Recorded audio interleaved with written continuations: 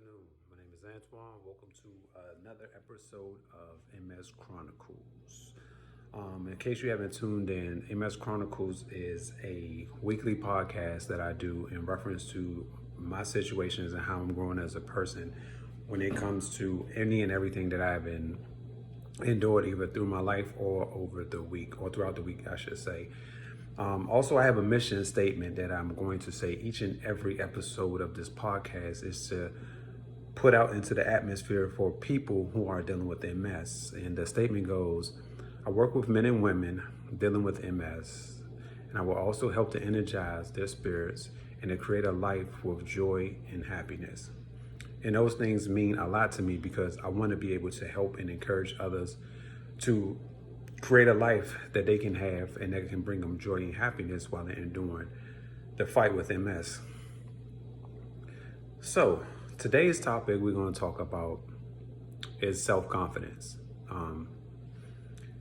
I know that is something hard for a lot of people to understand and for people to cope their mind around is self-confidence. But I noticed that myself personally was dealing with the lack of self-confidence, and it all stemmed back from when I was a child, and I didn't even know this until I spoke with my mentor. We had to sit down and she started pointing things out to me, and I started to understand and realize that, oh wow, that makes sense now. But at the time it didn't make any sense, but now as an adult it made sense, and something that I've been carrying with me for over the last 30 plus years finally set off a light bulb in my brain. So I'm gonna give you a backdrop to exactly how I started lacking self-confidence. I was in the third grade, I think the third or fourth grade, and my brother and I were coming home, and we both had our report cards. So I'm not thinking anything of it. So I walk into the house and I showed my brother my report card, and he was like, oh man, your report card is better than mine. And I was like, yeah, I know. I can't wait for mom to come home so I could show it to her. He was like, nah, that's okay. You don't have to do all of that. But me being Antoine, like to be braggadocious about stuff, I decided this was the perfect opportunity to show my mother that I was better than my brother. So finally my mom comes home and she walks through the door, and I hand her my report card, and my brother hands his report card to her. So I'm gloating all up and down the place, having a ball with it, just laying it into my brother about how good I am and how better my grades are than him. And you're not smart enough, or you're not smarter than me. And then my mom goes, Antoine. And I'm like, yeah. She was like, don't do that. And I was like, don't do what? She was like, don't do that. You shouldn't gloat at all. And I was like, well, my grades are better than his. Why not gloat? Like, I'm better than him in this aspect. She was like, that's not something that we do. And I was like, well, why not? Like, I'm just showing it that I'm better than him in this particular subject, which was the report cards. So she said, because that's not something we as Christians are supposed to do, which is gloat. We're supposed to remain humble, remain meek when we are able to accomplish certain things in life. So I took it as her chastising me for having a good report card. Now, mind you, this is me as a child. So I interpret it as, you are chastising me for having a great report card. So from that point forward, all the way up until maybe a couple of weeks ago, I never once gloated about anything that I've ever done. I've always remained even, and I would even push the spotlight onto somebody else, or push it towards somebody else, because I always knew that I wasn't supposed to gloat. I was never supposed to be happy of my accomplishments. I was always supposed to have others speak on my accomplishments.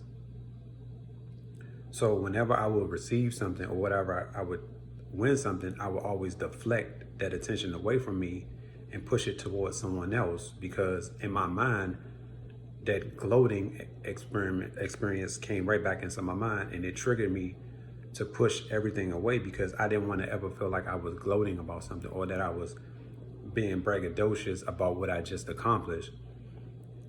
And so for my entire life, I would do the same thing. I would just like, I don't want it. I don't want any parts of this, because to me, I don't want you to think that I'm better than you,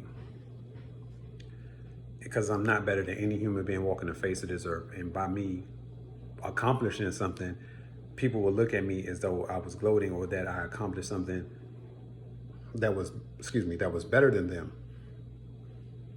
So I've carried this my entire life until I talked to my mentor, and she sat me down. Not sat me down, but we did a Zoom call, and she asked me, she said, "Why do you think you lack self-confidence?" Then I explained to her everything that happened in my life, and the reason, and she explained to me, well, that's the reason why you're lacking self-confidence. And I was like, I don't understand. I'm not following you. She said, the reason why you're lacking self-confidence is because when you were a child, you interpret what your mother told you as something that it wasn't. But because you were a child, your interpretation was you gloating means that that's something you shouldn't do. That's not something you should be proud of. And so you interpret it as something negative, something bad, because you felt like you were being chastised for gloating and being braggadocious. And so she said, you've been carrying that all of these years, and that's the main reason why you lack self-confidence, is because you were always looking to others for significance. You was always looking to others for approval. And so because whenever you accomplish something from the time you became an adult, you will always worry about what other people thought of you. I'm saying all that to say that my self-confidence lacked in the area based upon seeking approval of others. So until another person approved of it, I wouldn't gain any type of confidence in it. Now, I'm not saying I was completely not having confidence in myself, because I had to, because I played basketball. So I had to have some type of confidence in myself to be able to play basketball and to know I was pretty decent, not great, but I was decent to play basketball. And so I used a certain area of confidence in basketball, but in real life, or in life rather, I lacked that self-confidence, that self-awareness of myself. And it took me all of these years to find that confidence within myself, because I never saw it in me. I always saw it from other people to see in me. And then that's when I would feel jubilation about receiving those nods of approval. And so your self-confidence can be fractured at any age. And so there's certain people that can get over. There's certain people that become recluses, such as myself. And I just don't want to deal with it. I'll just seek the approval of others. And once I know that I have approval of others, then I'll gain a little bit of more confidence within myself that know I can do something. But if I never got that approval from somebody, I would shy back away and I wouldn't want to deal with it. And so I changed that around in my life from not being confident in myself to gaining confidence within myself.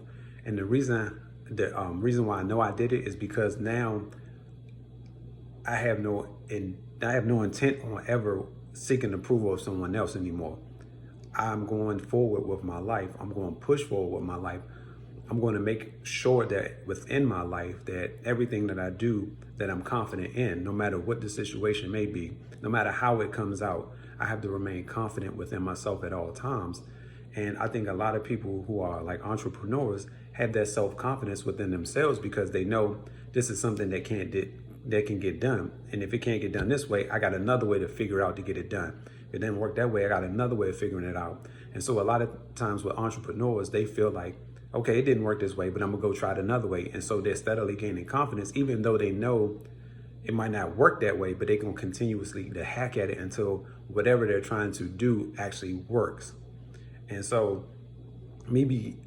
myself as an entrepreneur, I feel like, okay, that door didn't work this way. So now I got to figure out a new door. So I got to keep on plugging it away. And that has to have, again, the confidence within yourself, because you know for a fact that you can accomplish something, but it's just not going the way that you thought. But you never lose confidence within yourself. You just got to keep telling yourself, okay, it didn't work this way. Let's go another way. So you're building confidence as you go along. You're not second guessing yourself. You're not doubting yourself any longer because you feel like you can get it done. You just don't realize how and when it's going to get done, but you maintain that goal. You maintain that focus within yourself. So I'm saying all that for people to remain confident in yourself. And if it's something that you don't feel, or you feel like you're lacking self-confidence, just utter the words that I can do this. Whatever it may be, I can do this. I remember when I was a child, I was probably like about 10 or 11 years old. My cousins, my brothers, we went to the swimming pool. And so we went to, I forget the name of the pool. And so what happened, they were all jumping off the diving board. Everybody just jumping. And I'm stuck there like, man, I don't know about this, man. I don't know about this. I don't know if I can do this. So I'm sitting up there, I'm watching everybody go off the diving board. And then I remember something that my mom said to me. And I went up and got on the diving board.